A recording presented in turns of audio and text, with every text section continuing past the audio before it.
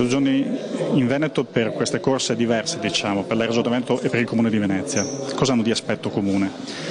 Ma io dopo 2 anni in Parlamento ho visto che il dramma della politica a tutti i livelli è il sistema partitocratico, cioè l'idea che la politica debba essere una professione. Noi anche in Parlamento potremo stare un tempo limitato per le nostre regole interne, per cui anche a Venezia come in Regione Veneto c'è bisogno semplicemente che i cittadini si facciano Stato. Qui c'è un sistema incancrenito dovunque, la corruzione, voi a Venezia ne sapete qualcosa, i soldi che sono rubati con il MOSE, soldi dei cittadini, e poi vedete pensionati in difficoltà, giovani costretti a cercare lavoro al di fuori, ormai giovani anche laureati in ingegneria cercano lavoro nei call center in India. Sta cambiando il mondo e ce l'hanno peggiorato questi corrotti, e anche l'assenza spesso di partecipazione alla politica di tanti cittadini italiani che pensano che sono tutti uguali. Io non sono un politico, io ora sto in Parlamento e ci starò un tempo limitato della mia vita, e poi dopo di me entrerà qualche altro cittadino che magari ora sta sentendo queste interviste in televisione. La stessa cosa in Regione o qui al Comune di Venezia.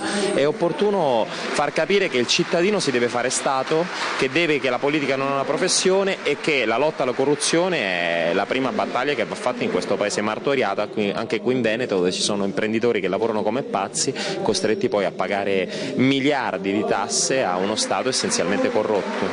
Ecco, sia in Regione Veneto che in Comune di Venezia ci sono stati, come diceva appunto, episodi di corruzione.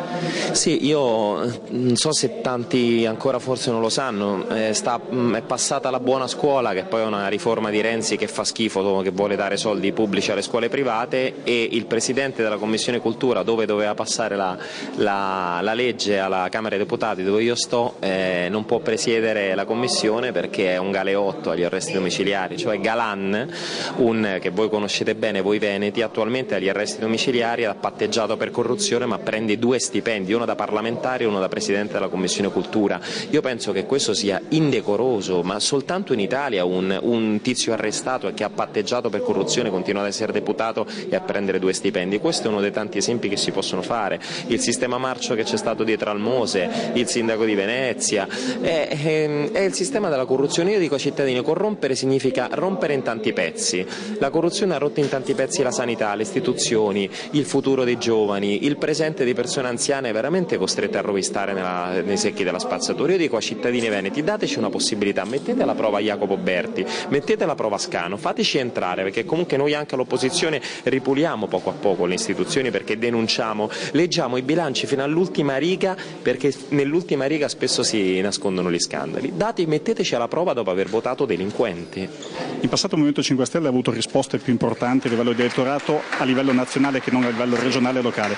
Come avete cambiato? Su cosa puntate questa volta per alzare? Noi siamo più forti sempre sul voto di opinione, anche perché siamo il movimento più giovane, uno dei movimenti più giovani d'Europa, il movimento più giovane in Italia, per cui evidentemente il radicamento sul territorio è un po' più complesso per noi, anche se siamo poi nati con i comuni. E sul voto di opinione, le europee e le politiche, abbiamo dei riscontri sempre molto importanti. Sulle amministrative è un po' più complesso, però io sto notando questo, che lentamente con un lavoro che fanno i gruppi, gli attivisti sul territorio, ci stiamo radicando. Entreremo anche qui in Veneto e poco a poco faremo capire ai cittadini veneti qual è la differenza, che non è che noi siamo per forza più onesti degli altri, è che noi abbiamo delle regole che riducono la possibilità che uno del Movimento 5 Stelle possa rubare.